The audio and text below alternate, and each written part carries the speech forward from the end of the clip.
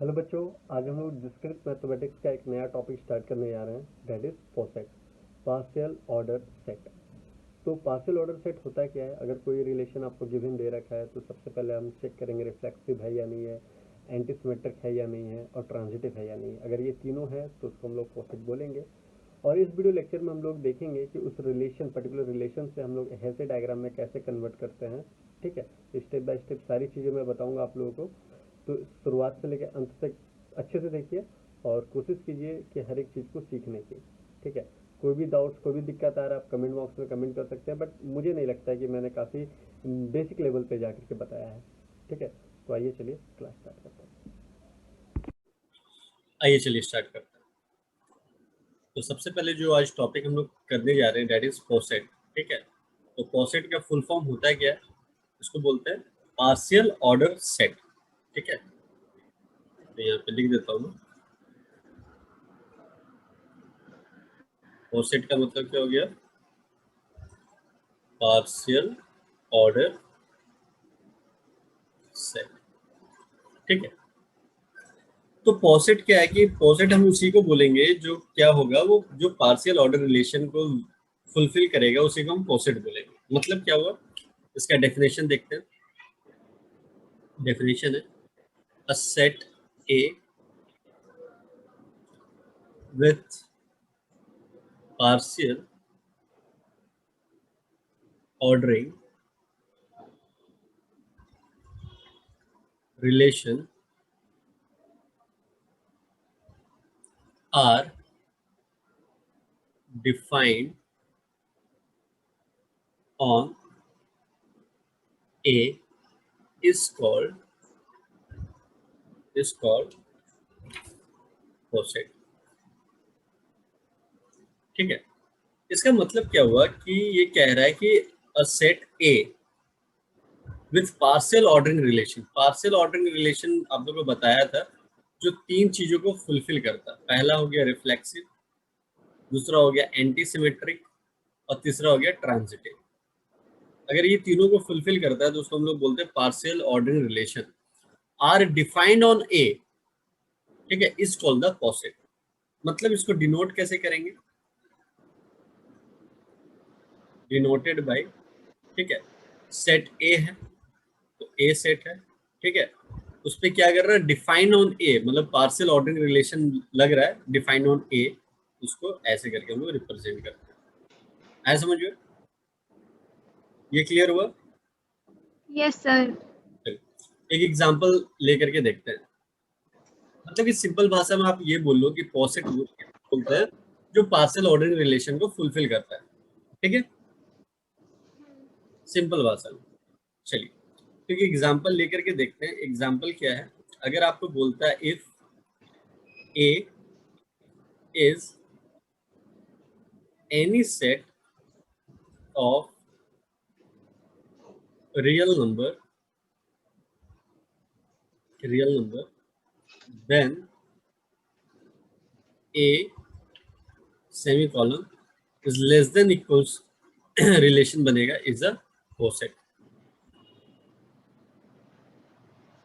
मतलब आपसे क्वेश्चन क्या कह रहा है कि ए कोई भी आप सेट ले रहे हो, ठीक है, उसमें जो भी आप रिलेशन लगाओगे, ठीक है, वो कोसेट होना चाहिए।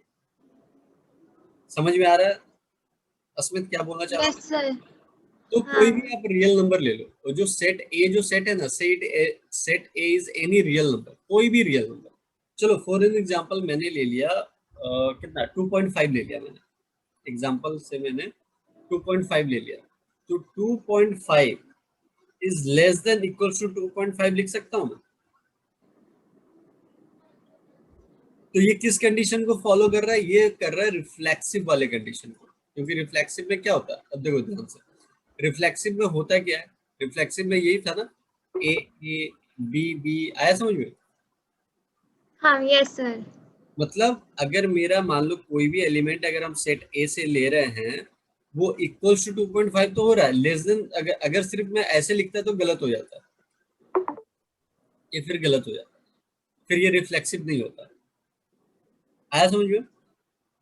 हाँ जी। मतलब मैं क्या कह रहा हूँ कि अगर मैंने कोई भी नंबर लिया, कोई भी नंबर लिया, तो वो इसके बराबर तो होगा ही होगा। बट लेस देन तो नहीं होगा। बट हाँ, अब तुम बोलोगे सर एक कंडीशन तो नहीं, तो इसमें इनइक्वालिटी में पढ़ाया जाता है, इनइक्वालिटी एक चैप्टर है, उसमें पढ़ाया जाता है कि दोनों में से कोई भी एक कंडीशन को आपको फुलफिल करना पड़ता है। अगर कोई भी एक कंडीशन ट्रू हो गया तो वो ट्रू है। एनीवन, आया समझ में? Yes sir. तो एक कंडीशन तो ट्रू कर ही दे रहा है, 2.5 इज इक्वल टू 2.5, तो ये रिफ्लेक्सिव का कंडीशन सेटिस्फाई हो गया। अब एंटी सिमेट्रिक का देखते हैं। एंटी सिमेट्रिक क्या बोलता है कि भैया अगर 1,2 है तो 2,1 वहां पे मौजूद नहीं होना चाहिए, यही तो कहता है एंटी सिमेट्रिक। बाकी एंटी सिमेट्रिक किसको अलाउ कर देता है? 1 1 2 2 डायगोनली वाले एलिमेंट को अलाउ कर देता है ना। अब जरा ध्यान से देखिए, अगर मैंने बोला कि 1 is less than equals to 2, ये ट्रू है, ये ट्रू है ना। हाँ ये ट्रू है। अगर मैं बोल दूं 2 is less than equals to 1, तो ये ट्रू है? नहीं। नहीं है। तो ये ट्रू नहीं है, और ये क्या बोलता है, एंटी सिमेट्रिक इसको फॉलो कर रहा है। एंटी सिमेट्रिक तो फॉलो कर ही रहा है। एंटी सिमेट्रिक क्या बोला था, ऐसा नहीं होना चाहिए कंडीशन, और हो भी नहीं पा रहा है। हाँ नहीं आया समझ में? आ गया। सिमेट्रिक बोला था ना कि 1,2 2,1 मौजूद नहीं होना चाहिए, और एंटी सिमेट्रिक तो वही तो हो रहा है कि 1 is less then 2, but 2 is less then 1 हो रहा है क्या? नहीं। नहीं हो रहा है, तो ये एंटी सिमेट्रिक हो गया। आया समझ में? हाँ जी आ गया। चलिए, इसके बाद हम लोग देखेंगे ट्रांजिटिव। ट्रांजिटिव क्या कहता है? ट्रांजिटिव करता है कि अगर मान लो a is less than equal to 2 है, 2 is less than equal to 3 है, तो therefore 1 is less than equal to 3 हो सकता है ना। Yes sir. तो ट्रांजिटिव फॉलो कर रहा है ये। हाँ जी। तो ये देखिए पोसेट हो गया। क्यों पोसेट हो गया? क्योंकि रिफ्लेक्सिव को भी फॉलो कर रहा है, एंटी सिमेट्रिक को भी फॉलो कर रहा है, और ट्रांजिटिव को भी फॉलो कर रहा है। तो अगर ये तीनों फॉलो कर रहा है तो क्या लिख देंगे, हेंस। लास्ट में क्या लिखेंगे, hence it is a poset. Clear है? हाँ जी। जब ये क्लियर है तो आगे बढ़ते हैं। अब क्या आपको पोसेट जो है अब कन्वर्ट करना सिखाता हूं मैं, कि लाइक पोसेट से हेसे डायग्राम कैसे बनता है। ठीक है, अब तुम बोलोगे सर ये हेसे डायग्राम है क्या? तो हेसे डायग्राम है ना, जैसे मान लो अभी आप पार्शियल ऑर्डरिंग में मैंने आपको एक रिलेशन दे दिया, आप उससे सिमेट्रिक एंटी सिमेट्रिक ट्रांजिटिव करके आप फाइंड आउट करके बता दे रही हो कि सर ये पार्शियल ऑर्डरिंग रिलेशन है। बट जैसे जैसे चैप्टर आगे बढ़ेगा इसका कॉम्प्लिकेशन और बढ़ता जाएगा। अगर हेसे डायग्राम हमारे पास रहेगा तो हम कोई भी चीज को अच्छे से आइडेंटिफाई करके बता सकते हैं। ठीक है, तो इसलिए हम लोग हेसे डायग्राम को यूज करते हैं और ज्यादातर यूज में लाते हैं हेसे डायग्राम। ठीक है ना। Yes sir. हेसे डायग्राम हो गया, हेसे डायग्राम। अब हेसे डायग्राम को बताने के लिए मैं एक एग्जांपल लेके बताता हूँ, तो आपको बहुत ही अच्छे तरीके से हेसे डायग्राम समझ में आ जाएगा। एग्जांपल क्या है, अभी उसी तरह का एग्जांपल लेता हूँ जो अभी हमने लिया था। Construct the Hasse diagram for 1 2 3 less than equals to this. ठीक है, इसके लिए आपको कंस्ट्रक्ट हेसे डायग्राम करना है। तो सबसे पहले आपको जो बनाना है सॉल्यूशन में, वो आपको क्या बनाना, रिलेशन। क्या बनाना है, रिलेशन। रिलेशन। क्या क्या रिलेशन यहाँ पे पॉसिबल है। तो देखो तीन एलिमेंट हमने दे दिया, तीन एलिमेंट दे दिया, इसका मतलब क्या है कि ये वाला पॉसिबल है, ये पॉसिबल है, और ये पॉसिबल है। और ये किसको रिप्रेजेंट करता है, रिफ्लेक्सिव को करता है, यस सर। नहीं करता है। करता है। तो हम लोग पहले क्या ले सकते हैं, 1,1 2,2 3,3, कोई दिक्कत नहीं। नहीं। उसके बाद अभी इसी तीनों में से हम क्या क्या रिलेशन और बना सकते हैं। 1 इज लेस देन, क्या बोल सकते हैं, 2। 2। और क्या बना सकते हैं, 1 इज लेस देन 3, कर सकते हैं। 3। और क्या बना सकते हैं, 2 is less then 2 3, is less than 3. और कुछ बन सकता है क्या? देखो नहीं, बन सकता है क्या? नहीं और कुछ नहीं बन सकता. और नहीं बन सकता, बस हम लोग एक रिलेशन फॉर्म कर लिए, ठीक है। तो रिलेशन फॉर्म कर लिया, हमारे पास एलिमेंट कितना था? 3 था, वो तीनों एक दूसरे से कनेक्टेड है आपस में। तो सबसे पहले हम लोग क्या करेंगे, 3 पॉइंट ले लेंगे, पहला, दूसरा, ठीक है। अब देखो कौन किससे कनेक्टेड है। 1 1 से कनेक्टेड है तो सेल्फ लूप बनाएगा, 2 2 से कनेक्टेड है तो सेल्फ लूप बनाएगा, 3 3 से कनेक्टेड है तो सेल्फ लूप बनाएगा। कोई दिक्कत? नहीं. 1 से 2, 1 से 2, ठीक है, 1 से 3, 1 से 3, ठीक है, 2 से 3, 2 से 3, कोई दिक्कत नहीं आता? नहीं सर. चलिए, अब स्टेप नंबर 1, तो मैं यहाँ पे ना न्यू स्लाइड में स्टेप भी लिखते जा रहा हूँ। स्टेप नंबर 1, स्टेप नंबर 1 हम लोग करेंगे remove the self loop. Remove क्या करेंगे? Self loop. क्यों रिमूव करेंगे? What is the reason? Reason यही है कि अगर सर ये जो आपने रिलेशन बनाया है, ये जो आपने रिलेशन बनाया है, तो चेक कर लो ये ट्रांजिटिव रिफ्लेक्सिव सिमेट्रिक है या नहीं है। तो चेक करो, रिफ्लेक्सिव है, है. एंटी सिमेट्रिक है, वो 1,2 है तो 2,1 है, नहीं है, 1,3 है, 3,1 नहीं है, 2,3 3,2 है, नहीं है, तो ये एंटी सिमेट्रिक। नहीं. फटाफट कीजिए ना, ट्रांजिटिव है, चेक कीजिए फटाक से। हाँ है. ट्रांजिटिव है, है सर. कैसे बताइए? 1 1,2 है, 2. 2,3 है, और 1,3 भी तो है। हाँ. नहीं आया समझ में? तो आ ट्रांजिटिव। गया. तो जो भी रिलेशन आपका रिफ्लेक्सिव एंटीसिमेट्रिक ट्रांजिटिव होगा उसी का पोसेट बनेगा। सुन लीजिए आप, ठीक है। नहीं आया समझ में? आ गया सर. आ गया। तो अब भाई मैं कह रहा हूँ remove the self loop. Self loop किसके लिए आया था? रिफ्लेक्सिव के लिए आया था ना? हाँ. नहीं आया समझ में? हाँ आ गया. तो रिफ्लेक्सिव के लिए आया था, तो सर ये तो अंडरस्टूड है ना कि अगर रिफ्लेक्सिव होगा तभी तो वो आगे हम लोग देखेंगे ना, एंटीसिमेट्रिक और ट्रांजिटिव के लिए चेक करेंगे। नहीं आया समझ में? Yes sir. तो सर ये कोई जरूरी नहीं है सेल्फ लूप लगाना, है ना। तो पहला स्टेप हम लोग क्या करेंगे, remove the self loop. Remove the, देखो ये जस्ट लाइक ये हो गया कि आदि मानव से हम लोग जो जिस स्टेज पे हम लोग पहुंचे हैं, ठीक है। तो पहले के जमाने में, मतलब कि पहले के जमाने में बोल रहा हूँ, काफी पुराने इंसान लोग नहीं कहते थे कि इंसानों का भी पूछ हुआ करता था, बोलते थे ना हाँ जी. इंसानों का। अब सोचो हम लोग का पूछ होता तो कैसा लगते हम लोग है ना। तो क्या हुआ ना कि जो भी चीजें की रिक्वायरमेंट नहीं होती है ना, तो नेचर उसको क्या करता है, हमारे शरीर से रिमूव करता हुआ चला जाता है समझ में। तो हाँ हमारे जी. शरीर में जितने भी बॉडी पार्ट्स है, जितनी भी चीजें हैं, जितनी भी चीजें अवेलेबल हैं, सबका कोई ना कोई यूज होता है, ठीक है। तो यहाँ पे क्या है कि हम लोग ने रिमूव द सेल्फ लूप इसलिए कर दिया क्योंकि वो अंडरस्टूड है कि सर रिफ्लेक्सिव होगा तभी तो वो आगे होगा ना। तो उस पहला स्टेप में हम लोगों ने रिमूव द सेल्फ लूप कर दिया क्योंकि सेल्फ लूप का कोई काम है नहीं, वो दो चाहे नहीं दो अंडरस्टूड है। आया समझ में? Yes sir. तो चलिए हम लोगों ने पहला स्टेप कर लिया। चलिए दूसरा स्टेप लिखते हैं यहाँ पे। दूसरा स्टेप, सेकंड स्टेप क्या करना है आपको? Step number second. Step number second में करना है हमको रिमूव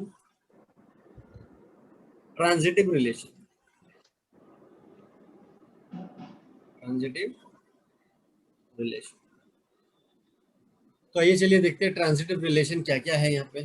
तो क्या क्या है बताइए, ट्रांजिटिव रिलेशन क्या है यहाँ पे? 1,2 1 क्या था ना, 1,2 2,3, 1,2 2,3, तो 1,3 भी तो है ना। हाँ जी. तो 1,3 दो चाहे नहीं दो, ये तो अंडरस्टूड है, ट्रांजिटिव भी है वहाँ पे। नहीं आया समझ में? यस आ गया. तो जो अंडरस्टूड है उस सारी चीज को रिमूव कर देंगे। तो यहाँ पे क्या लिखेंगे, रिमूव द ट्रांजिटिव रिलेशन, तो रिमूव द ट्रांजिटिव रिलेशन कर देंगे तो यहाँ 1, यहाँ पे 2 और यहाँ पे 3, कोई दिक्कत नहीं। नहीं।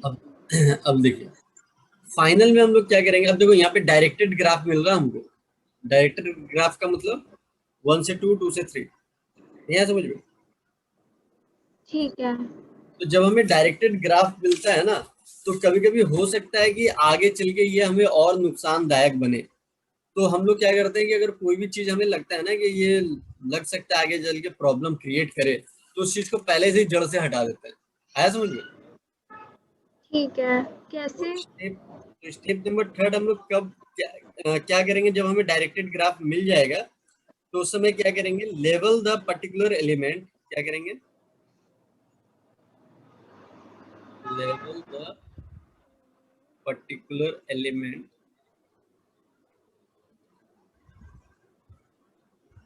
represents direction of relationship।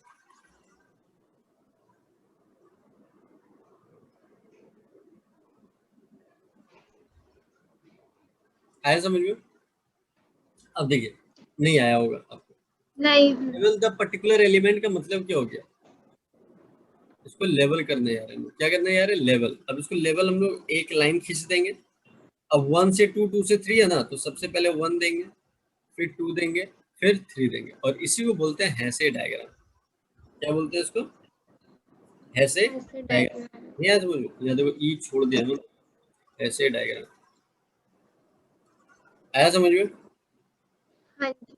तो ये अंडरस्टूड है। जो नीचे सबसे लिखा रहेगा ना, समझ जाना वहीं से स्टार्ट है। 1 से 2, 2 से 3, 1 से 2, 2 से 3, और यहाँ पे कोई डायरेक्शन मत देना। अगर डायरेक्शन दे दी तो फिर गलत हो जाएगा, ऐसे डायग्राम नहीं होगा फिर। आया समझ में। Yes sir. एक और एग्जांपल करके देखें, कॉन्सेप्ट क्लियर हो जाएगा। हाँ। अब ये 3 का करा ना, अब हम लोग 4 का करते हैं तो बड़ा मजा आएगा उसमें।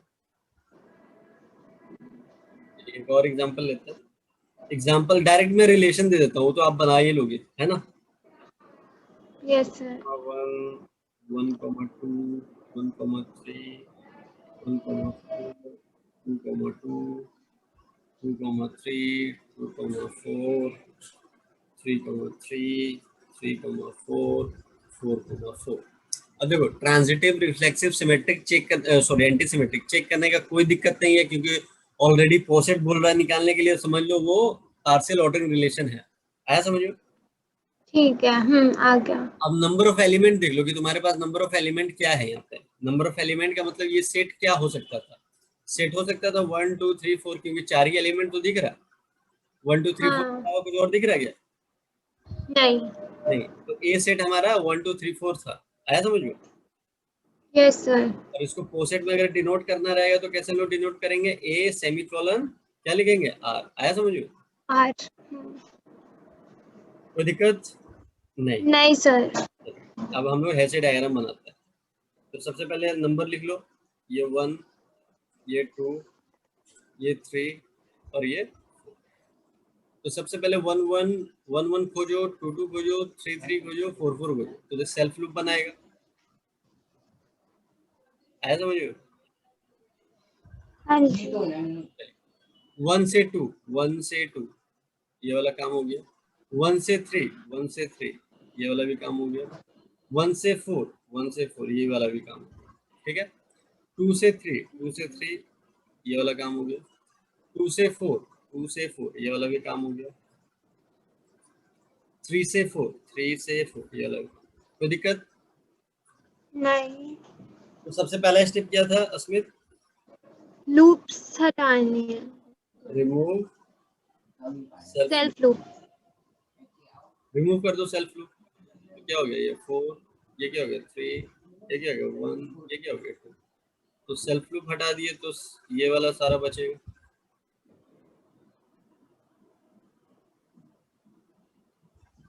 आइए समझिए।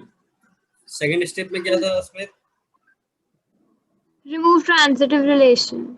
रिमूव ट्रांजिटिव रिलेशन, है ना। Yes sir. तो ट्रांजिटिव रिलेशन बताइए क्या क्या है यहाँ पे। यहाँ पे रिलेशन है 1,3 है, 3,4 है तो क्या हो सकता है 1,4, तो 1,4 है यहाँ पे, हाँ है। यस 1,4 को हटाएंगे हम लोग, यहाँ रुको, 4 है सिर्फ एक ही ट्रांजिटिव रिलेशन हो सकता है। क्या, सिर्फ एक ही ट्रांजिटिव रिलेशन हो सकता है।